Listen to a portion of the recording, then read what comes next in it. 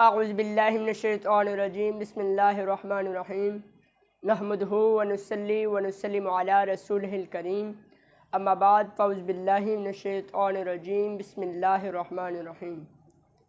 ناظرین، آپ دیکھ رہے ہیں ریئل اسکیچ آف اسلام اور میں ہوں آپ کا میزبان محمد احسان الحق۔ ناظرین، آج کا جو ہمارا موضوع ہے وہ جشن عید میلاد النبی صلی اللہ علیہ وآلہ وسلم کی شرعی حیثیت اور اس کے فضائل و ثمرات کے حوالے سے تصور بدعت کے مختلف پہلوؤں پر ہم غور کریں گے۔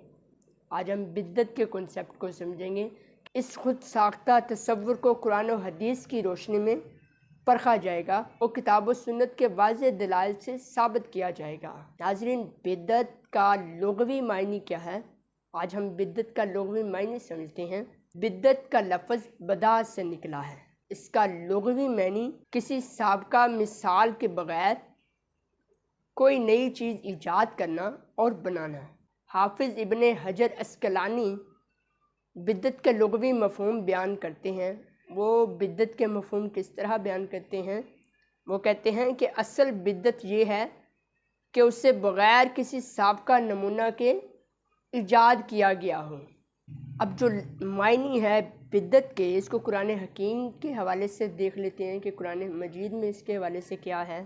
قرآن مجید میں مختلف مقامات پر لفظ بدعت کے بارے میں بیان کیا گیا ہے۔ اللہ تعالیٰ نے زمین و آسمان کو بغیر کسی مثال سابق کے پیدا فرمائے، اس لیے خود کو بدیع کہا۔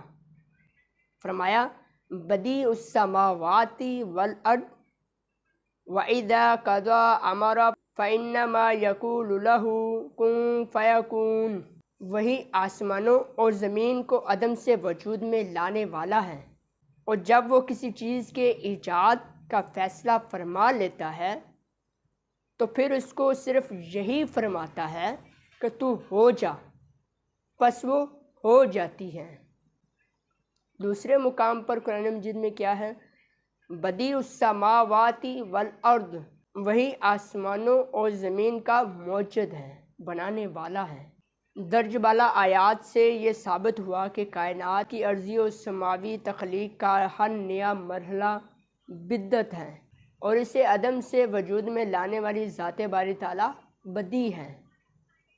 یعنی کہ اللہ تعالیٰ نے خود کو کیا کہا؟ بدیع کہا۔ جی تو ناظرین، آج ہم نے لفظ بدعت کے حوالے سے جانا کہ لفظ بدعت کا معنی کیا ہے اور قرآن مجید کے حوالے سے لفظ بدعت کیا ہے۔ مزید لفظ بدعت کی ڈیٹیل ہم اگلی ویڈیو میں جانیں گے، اس کا اصطلاحی مفہوم جانیں گے اور اس کو مختلف جو ہے وہ پہلوؤں سے اس کا جائزہ لیں گے کہ اصل میں بدعت کیا ہے۔ کیا عید میلاد النبی جو منایا جاتا ہے اس کو بدعت کہا جا سکتا ہے؟ یہ تمام تر پوائنٹ جو ہیں وہ ہم اگلی ویڈیو میں جو ہے وہ آپ کے سامنے رکھیں گے۔ اسی کے ساتھ اپنے میزبان محمد احسان کو دیجیے اجازت۔ اللہ حافظ۔